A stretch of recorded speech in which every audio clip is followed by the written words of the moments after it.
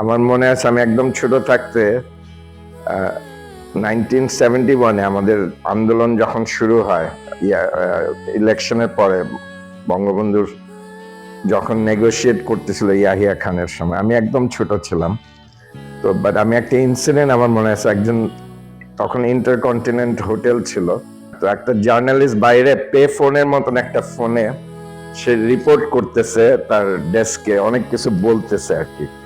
I found it very fascinating যে কি মজার চাকরি। হ্যাঁ, সে যা হচ্ছে তা বলতেছে সবাইকে। হ্যাঁ, that stayed in my mind that it has to be something very dynamic and interesting because আপনি ক্রাইসিসের সাথে জড়িত এবং আপনি যা বলবেন সেটাই হয়তো লেখা হবে। হ্যাঁ, that small incident sort of inspired me that this should be an interesting চাকরি।